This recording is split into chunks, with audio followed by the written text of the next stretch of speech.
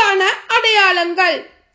சகோதர சகோதரிகளே, நம் ஆண்டவர் இயேசு கிறிஸ்துவின் வருகையை பற்றியும் அவரோடு நாம் ஒன்று கூடுவதை பற்றியும் உங்களுக்கு நாங்கள் கூற விளைவது, ஆண்டவருடைய நாள் வந்துவிட்டது என இறை வாக்காகவோ அருளுரையாகவோ நாங்கள் எழுதிய திருமுகத்தின் செய்தியாகவோ யாராவது சொன்னால் நீங்கள் உடனே மனம் கலங்கி நிலை குலைய வேண்டாம், திகிலுறவும் வேண்டாம். எவரும் உங்களை எவ்வகையிலும் ஏமாற்ற இடம் கொடாதீர். ஏனெனில் இறைவனுக்கு எதிரான கிளர்ச்சி முதலில் வந்தே தீரும். பின்னர் நெறிக்கெட்ட மனிதன் வெளிப்பட வேண்டும். அவன் அழிவுக்குரியவன். தெய்வம் என வழங்கப்படுவதையும் வழிபாட்டுக்குரிய அனைத்தையும் எதிர்த்து அவற்றுக்கு மேலாக தன்னை அவன் உயர்த்திக் கொள்வான்.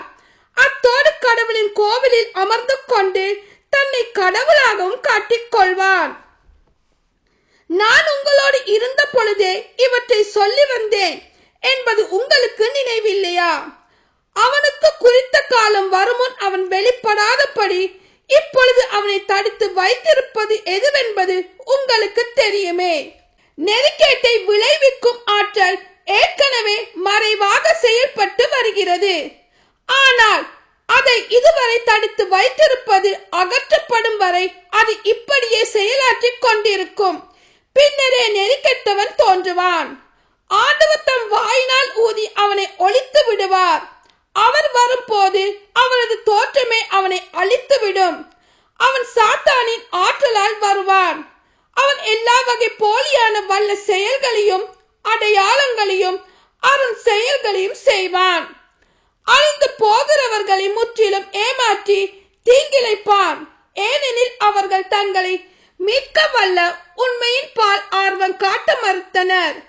ஆகவே பொய்யானதை அவர்கள் நம்பும் வண்ணம் கடவுள் அவர்களை வஞ்சக ஆற்றலுக்கு உட்படுத்தினார். இவ்வாறு உண்மையை பற்றி கொண்டு வாழாது தீமையில் இன்பம் காணும் அனைவரும் தீர்ப்புக்கு உள்ளாவர். மீட்பு பெற தேர்ந்து கொள்ளப்பட்டவர்கள். ஆண்டவரால் அன்பு கூறப்பட்ட சகோதர சகோதரிகளே, நாங்கள் கடவுளுக்கு உங்கள் பொருட்டு என்றும் நன்றி செலுத்த கடமைப்பட்டிருக்கிறோம். ஏனெனில் தூய ஆவியால் தூய்மையாக்கப்பட்டு நீங்கள் உண்மையை நம்பி மீட்பு அடையும்படி கடவுள் உங்களை முதலாக தேர்ந்து கொண்டார். நம் ஆண்டவர் இயேசு கிறிஸ்துவின் மாட்சியை நீங்கள் அடையும் பொருட்டே நாங்கள் அறிவித்த நற்செய்தியின் வழியாக அவர் உங்களை அழைத்தார்.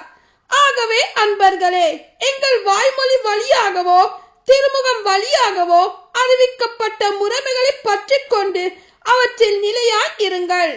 நம் ஆண்டவராம் இயேசு கிறிஸ்துவும் நம் மீது அன்பு கூர்ந்து தம் அருளால் நிலையான ஆறுதலையும் எதிர்நோக்கையும் அளித்த நம் தந்தையாம் கடவுளும் உங்கள் உள்ளங்களுக்கு ஊக்கமளித்து நல்லதையே சொல்லவும் செய்யவும் உங்களை உறுதிப்படுத்துவாராக. ஆமென்.